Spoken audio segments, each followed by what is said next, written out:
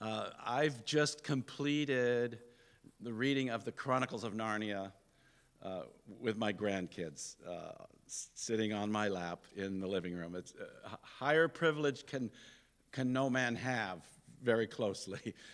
Just a joy, and I've been through it a few times, but this was the hardest time because I kept tearing up.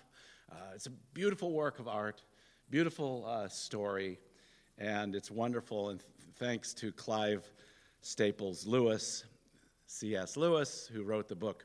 And the final book is called the Final Battle, Last Battle. See, if I don't write it down, I don't remember. But the very last chapter of it, they're essentially transitioning into heaven. They've all died. Oh, I shouldn't tell you that, but they're in heaven.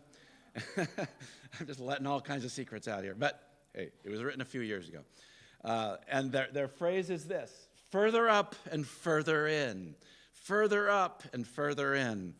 Another variation on it is the good English expression, upward and onward. And that's kind of a summary of our text today. And I like C.S. Lewis's spin on it, further up and further in. That's what we're always called to. We should be people who are driven to hear the upward call of God in Christ Jesus. And Paul's view of that is, I'm looking forward to the resurrection. The end of the text from last week brings us into the context. Beautiful, beautiful, amazing words. Say verse 9, 3:9. And be found in him, not having a righteousness of my own that comes from the law, but that which comes through faith in Christ. If you like to underline or just think of verses to repeat later, this is a great one. The righteousness from God that depends on faith. That's the foundation of our whole faith right there. I want the righteousness from God. I don't want some other righteousness. I want the righteousness from God that depends on faith. That's the end of verse 9. And to explain that, he says, that I may know him and the power of his resurrection, and may share his sufferings, becoming like him in his death. Verse 11, that by any means possible I may attain the resurrection from the dead.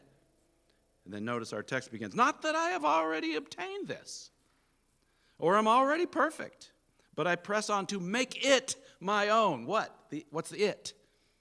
It's the resurrection from the dead.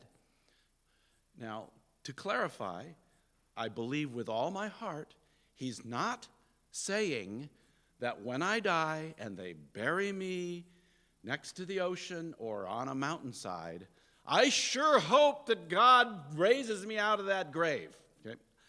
Paul wouldn't be saying that. He's absolutely certain of the victory of Jesus Christ in his life, that he is right with God, and because of the justification that God offers, he's declared righteous before God through the work of Jesus Christ. So he's saved. He's going to heaven. He's not going to rot in the grave forever, So what is he talking about? Well, he's really saying, I want to experience the resurrection here and now.